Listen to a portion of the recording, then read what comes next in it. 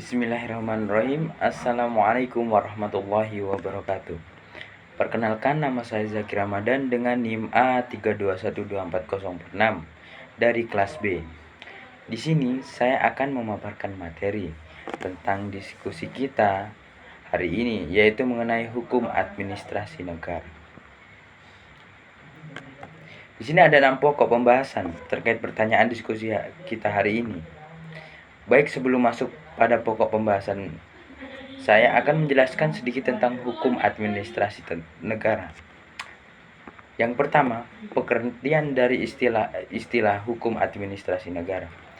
Hukum administrasi negara adalah hukum mengenai pemerintahan dalam kedudukan tugas dan fungsinya sebagai administrator negara.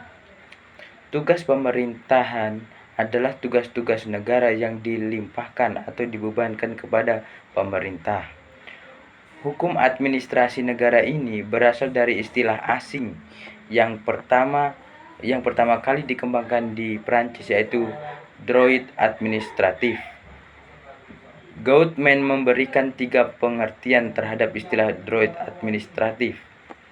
Yang pertama, hukum administrasi negara sebagai kajian atau cabang ilmu hukum, bukan ilmu sosial. Selanjutnya, hukum administrasi negara merupakan ketentuan hukum positif. Dan yang terakhir, hukum administrasi negara sebagai organisasi administrasi negara yang disamakan dengan pengadilan administrasi di Perancis. Selanjutnya saya akan menjelaskan terkait pertanyaan-pertanyaan diskusi pada hari ini. Yang pertama, transparansi dan akuntabilitas.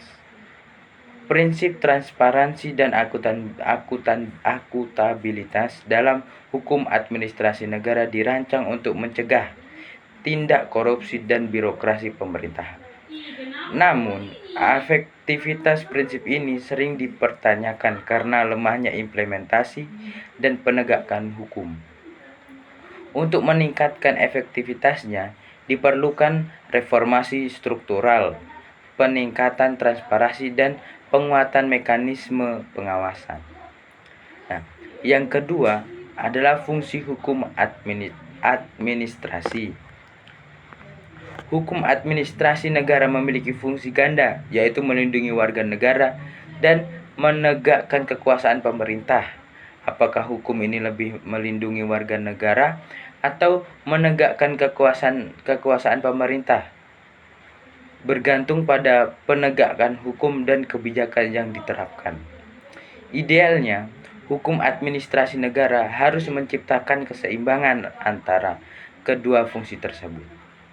Yang ketiga, prinsip legalitas dan fleksibilitas. Prinsip legalitas mengharuskan semua tindakan administrasi didasarkan pada hukum. Namun, fleksibilitas sering diberikan kepada pejabat administrasi dalam kebijakan publik. Ini dapat dilihat sebagai bentuk hukum yang hidup yang memungkinkan administrasi terhadap situasi tertentu.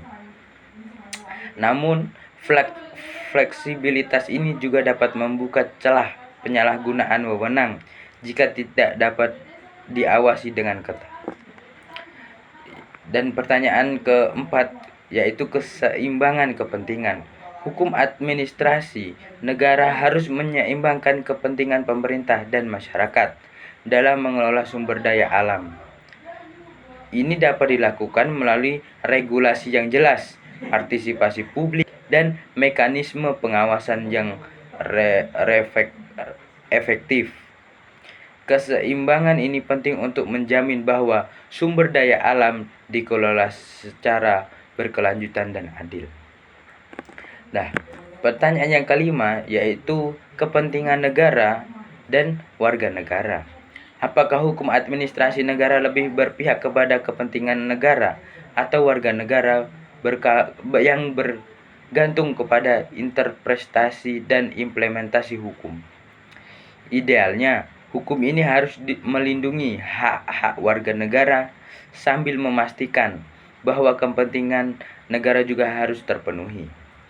Namun dalam praktiknya sering terjadi ketidakseimbangan yang perlu diperbaiki melalui formasi hukum.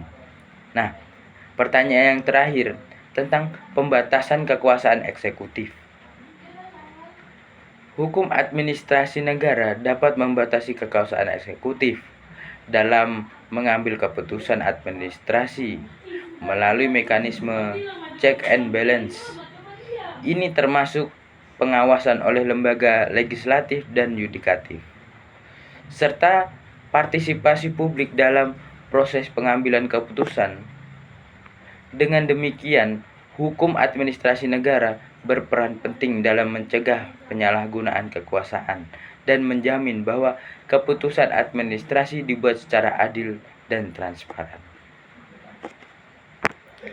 Dengan demikian, hukum administrasi negara memainkan peran penting dalam mengatur hubungan antar pemerintahan dan warga negara, serta dalam mencegah korupsi dan penyalahgunaan kekuasaan.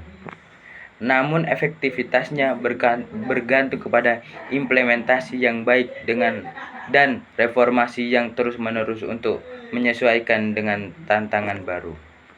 Mungkin hanya itu saja yang dapat saya sampaikan dan saya akhiri. Wabillahi taufik wal hidayah. Wassalamualaikum warahmatullahi wabarakatuh.